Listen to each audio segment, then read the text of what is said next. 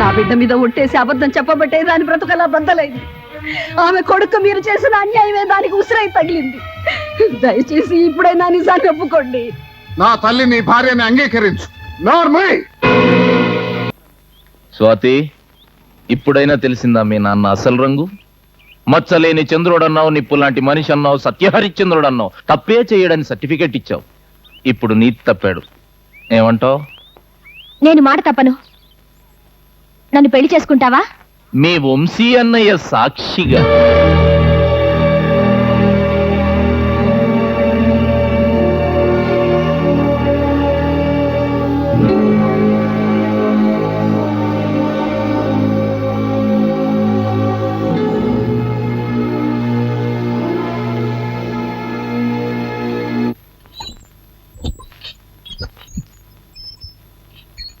నాన్నగారు, భారత స్త్రీ ఇలా ఉండాలి అనే పుస్తకంలో ఏ పేజీలోనూ నేను ఎక్కలేకపోయాను. తండ్రి బ్రతికుండగానే అన్న అనుమతితో పెళ్లి చేసుకున్నాను. మాజీ ఎంపీ సుబ్బారాయుడు గారి అబ్బాయిని. నేను చేతులు కట్టుకుని నిలబడమని ఆదేశించిన సుబ్బారాయుడు ముందు నన్ను చేతులు కట్టుకుని నిలబెట్టబోతున్నావా అమ్మా? నన్ను ఆశీర్వదిస్తే వెళ్ళిపోతాను నాన్నగారు. గుండెల్లో సంతోషం ఉన్నప్పుడు అది ఆశీస్సు అవుతుందమ్మా. ఆవేశం ఉంటే అది శాపంగా మారుతుంది. వద్దులే, పెళ్ళి.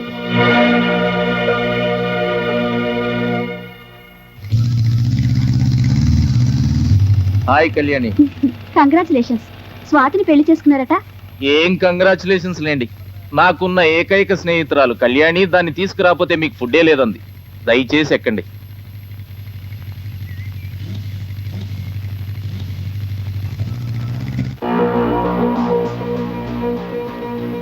ఇదేంటి బాబ్జీ, పార్టీ అని ఇక్కడికి తీసుకొచ్చావు? స్వాతేది? మన ఇద్దరి మధ్య థర్డ్ పర్సన్ వద్దని నేనే పంపించేశా. ఏంటి బాబ్జీ నువ్వు అనేది? ఏ?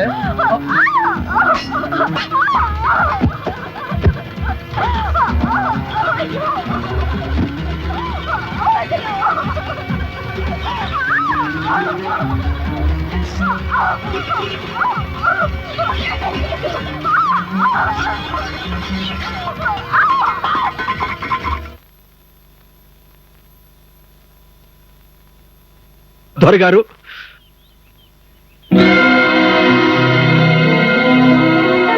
ధర్మం కోసం వచ్చాను బాబు. నా బిడ్డను ఒక దుర్మార్గుడు నాశనం చేశాడు. తల నరికి తప్పుకు శిక్ష వేయమంటావా? తాళి కట్టించి జరిగిన తప్పును సరిదిద్దమంటావా? ఏం చేస్తే నా బిడ్డ బతుకు బాగుపడుతుందో ఆ పని చేయను బాబు. ఎవరి నేరం చేసింది? అది చెప్పు, ఎవరి నేరం చేసింది? పేరు విన్నాక వెనకడుగు వేయరుగా బాబు. వెనకడుగు వేయటం బొబ్బిలి వంశానికి చేత కాదు. ఆడి తప్పటం ఈ హరిశ్చంద్ర ప్రసాద్ కలవాట్లేదు. చెప్పమ్మా. నన్ను పాడు చేసింది సుబ్బారాయుడు గారు అబ్బాయి బాబ్జీ. మీ కూతురు మెళ్ళలో తాళి కట్టిన వాడే నా కూతురు బతుకుతో ఆడుకున్నాడు బాబు. దొరగారు, స్వాతి బ్రతుకు నాశనం అవడం నాకు ఇష్టం లేదు.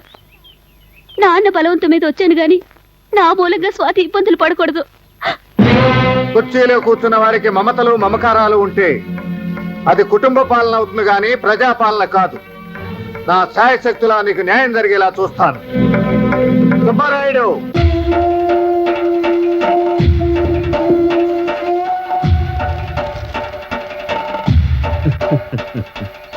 నేనే పిలిపించాలనుకుంటున్నాను. నువ్వే వచ్చావు. నీ కొడుకు ఎక్కడ? నా అల్లుడు ఎక్కడ అడగొచ్చుగా.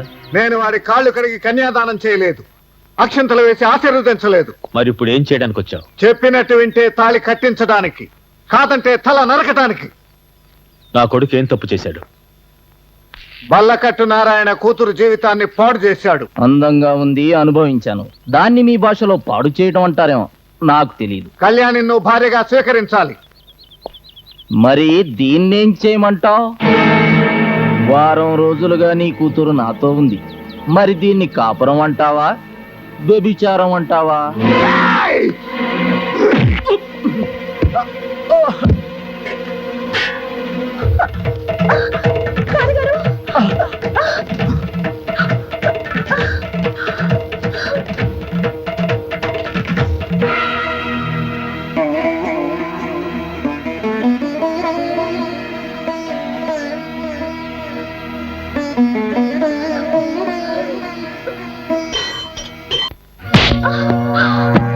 హేయ్! నీ బాబు కాళ్ళ మీద పడి నా ప్రాణాలు కాపాడాననుకుంటున్నావా? నీ మెడలో తాళి కట్టింది నీ మీద ప్రేమతో కాదే, నీ బాబు మీద పగతో.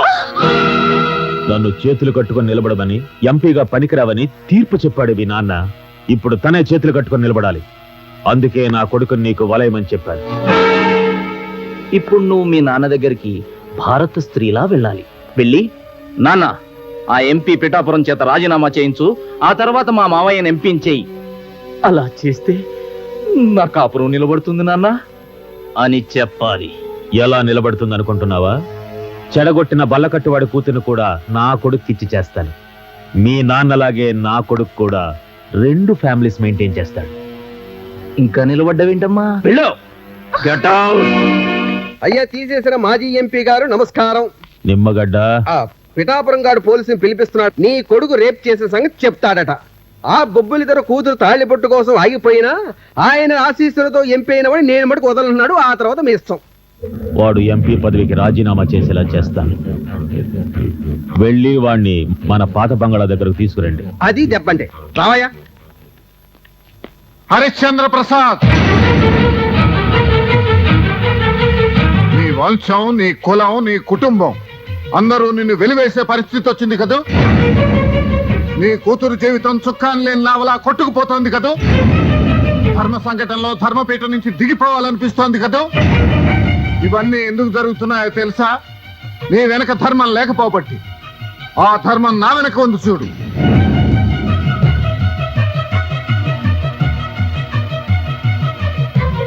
నీ వెనక ఉండాల్సిన కుటుంబం నా వెనక ఉంది. ఎందుకంటే న్యాయం నా పక్కుందని నీ వాళ్ళు నమ్మారు గనుక. నా బిడ్డ మీద ఒట్టేసి అబద్ధం చెప్పబట్టే దాని బ్రతుకలా బద్దలైంది. ఆమె కొడుకు మీరు చేసిన అన్యాయమే దానికి ఉసిరై తగిలింది. దయచేసి ఇప్పుడైనా నిజాన్ని ఒప్పుకోండి. నా తల్లి నీ భార్యని అంగీకరించు. నోర్మై, ధర్మం నాకు నేర్పాలని వచ్చావా? న్యాయం నాకు చూపించాలని వచ్చావా? ఈ బొబ్బిలి శ్రీమంతా దైవంలా భావించే ఈ దొర ఇన్ని నిందలు పడుతూ నిజం ఎందుకు చెప్పడం లేదో ఊహించలేని పసివాడివి. నీకేం తెలుసురా ధర్మం అంటే? ధర్మానికి కట్టుబడే నేను నోరు విప్పటం లేదు. తండ్రికి ఇచ్చిన మాట తప్పలేకే పెదవి కదపటం లేదు. అయిన వాళ్ళే శత్రువులుగా మారినప్పుడు తాళి కట్టిన భార్య నన్ను నలుగురిలో నిలదీసిన ఆడదాన్ని తోడుకొని వచ్చినప్పుడు, కలబడిన మనిషితోనే కలిసి నా కొడుకు వచ్చినప్పుడు మాట తప్పి గతం చెబుతున్నాను. పాపం మూటగట్టుకోవడానికి సిద్ధపడి గుప్పెడు విప్పుతున్నాను. నువ్వు బొబ్బిలి వంశానికి వారసుడివే, ఈ ఇంటికి బిడ్డవే. నాకు కాదు, నీ తల్లి ఈ ఇంటి కోడలే.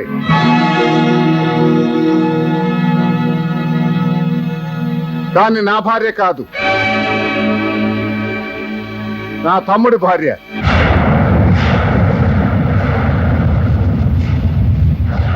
వయసు తెచ్చిన వికారాలకు లోనై నా తమ్ముడు శరత్చంద్ర ప్రసాద్ అనేక మంది స్త్రీలతో సంబంధాలు పెట్టుకున్నాడు. అది తెలిసి మా నాన్నగారు ఒక రోజున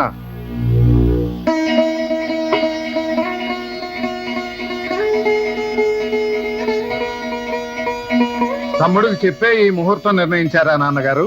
వారు మా మాట కాదనరనే నమ్మకంతోనే ఈ ముహూర్తం నిశ్చయించాం. దివాంజీ చిత్తం. రండి చిన్నబాబు గారు, మీ పెళ్లికి ముహూర్తం నిశ్చయించి లగ్నపత్రిక రాయించాం.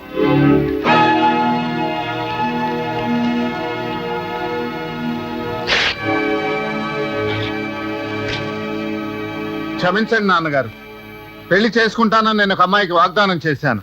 మాట ఇచ్చి మర్చిపోవటం ధర్మం కాదు. ఇక్కడ తాంబూలాలు పుచ్చుకుందాం. మేము నిర్ణయం మార్చుకుంటే మా మూలంగా ఒక ఆడపిల్ల జీవితం నరకం అవుతుంది. నీ అధికారానికి నేను తల వంచితే ఆ ఆడపిల్ల జీవితం నాశనం అవుతుంది. ఈ పరగణాలు ప్రజలందరూ మన వంశీకులకే ధర్మపీఠం అప్పగించారు. మేము చెప్పిందే నీతి, చేసేదే న్యాయమని నమ్ముతున్నారు. ఇచ్చిన మాట తప్పిన మేము ఆ ధర్మపీఠం మీద ఎలా కూర్చోగలం చిన్నబాబు? నా విచ్చలవిడి జీవితానికి తెరదించి నన్ను మనిషిని చేసిన భువనేశ్వరికి భర్తనవుతానే కాని మీరు నిర్ణయించిన పెళ్లికి ఒప్పుకోలేను. మీరు అడిగినంత డబ్బు ఇచ్చాం, స్వేచ్ఛనిచ్చాం. ఇన్నేళ్ల మన తండ్రి కొడుకుల బంధంలో ఏనాడు మిమ్మల్ని ఏపీ అడగలేదు. ఈ ఒక్క కోరిక తీర్చిన బాబు.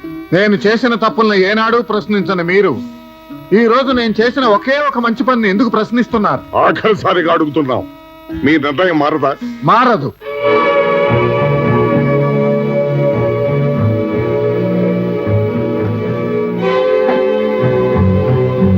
చంద్రబాబు, మన సమస్యకు మీకు పరిష్కారం దొరికినట్టుంది. కానివ్వండి నాన్నగారు, కాల్చండి, నన్ను కాల్చండి. నిన్ను కాల్చడానికి కాదు, ఇచ్చిన మాట తప్పాడన్న నిందతో బతికే కంటే ఈ లోకం నుంచి నేను తప్పుకోవటమే మంచిది. నాన్నగారు! చంద్రబాబు, చంద్రబాబు,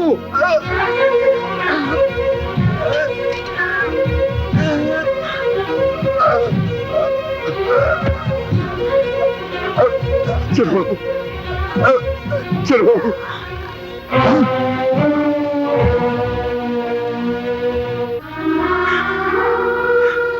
చంద్రబాబు, చంద్రబాబు,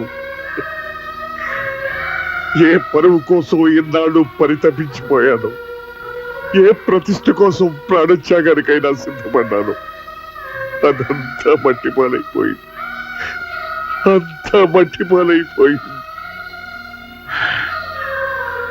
రేపు హంతకుడని లోకం నన్ను వేలెత్తి చూపుతుంది. కొడుకును హత్య చేసిన తండ్రి అని నా పేరు చరిత్రకెక్కుతుంది. ఈ నెత్తుటి మరక తరతరాలు వెంటాడుతుంది. ఆకాశాన్ని తాగిన వంశ గౌరవం ఈ మచ్చతో అధపాతాళానికి పడిపోకూడదు.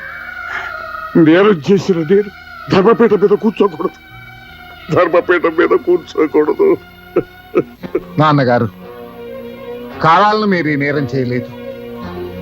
నా కంఠంలో ప్రాణం ఉన్నంత వరకు ఈ గరళాన్ని నాలోనే దాచుకుంటాను.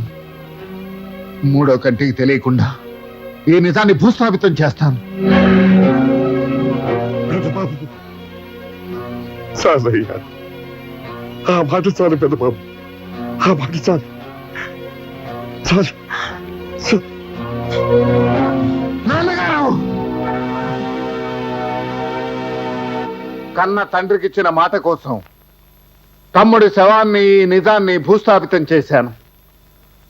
నోరు విప్పితే తండ్రికిచ్చిన మాట తప్పాలి, ఈ భువనేశ్వర విధవరాలన్న నిజాన్ని విప్పి చెప్పాలి.